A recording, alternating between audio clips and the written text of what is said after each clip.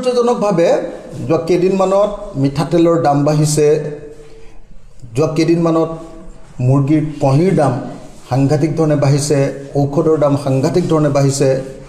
মূল্যবৃদ্ধিটো BJP চৰকাৰৰ এটা প্ৰধান বৈশিষ্ট্য। মূল্যবৃদ্ধি আপোনালোকে চাওক, 2 টকাৰ নিমখ বিজেপি চৰকাৰ দিনত 15 টকাৰ পৰা 20 টকা হৈ গ'ল।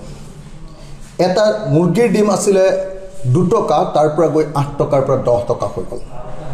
আপোনালোকে দেখিছে যে বিজেপি চৰকাৰৰ অহাৰ আগতে 1 লিটাৰ মিঠাতেলৰ দাম আছিলে 80 টকা, এতিয়া 210 টকা 220 টকা হ'ল।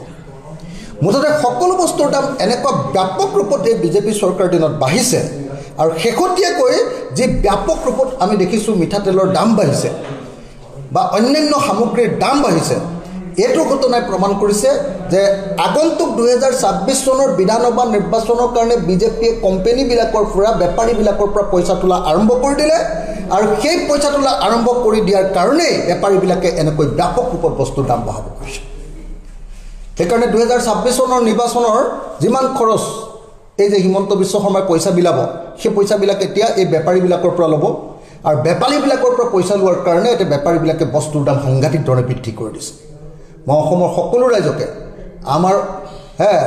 আমাৰ এই কি বাৰীৰ গাজ তাকে নি কৰিছে খৰিচা, মোকেই আকৌ সেই খৰিচা বিক্ৰী কৰিছে, কথাটো মন কৰিছা, এই কথাটো ভাবি চাবৰ কাৰণে, আৰু কেনেকৈ বিজেপিয়ে আমাক এনেকৈ মানে একেবাৰে ধানৰ ভাপত দিয়াৰ নিচিনাকৈ আমাক কেনেকৈ মাৰিব খুজিছে অসমীয়া জাতিটোক মূল্যবৃদ্ধিৰে, সেই গোটেই কথাটো চিন্তা কৰি 2026 চনত বিজেপিক পৰাভূত কৰিবৰ কাৰণে সকলোকে সাজু হ'বৰ কাৰণে মই আহ্বান জনাইছোঁ। আশ্চৰ্যজনকভাৱে যোৱা কেইদিনমানত মিঠাতেলৰ দাম বাঢ়িছে, যোৱা কেইদিনমানত মুৰ্গীৰ কণীৰ দাম সাংঘাতিক ধৰণে বাঢ়িছে, ঔষধৰ দাম সাংঘাতিক ধৰণে বাঢ়িছে।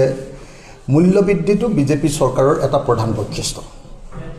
মূল্যবৃদ্ধি আপোনালোকে চাওক, 2 টকাৰ নিমখ বিজেপি চৰকাৰ দিনত 15 টকাৰ পৰা 20 টকা হৈ গ'ল। এটা মুৰ্গীৰ ডিম আছিলে 2 টকা, তাৰ পৰা গৈ 8 টকাৰ পৰা 10 টকা হৈ গ'ল।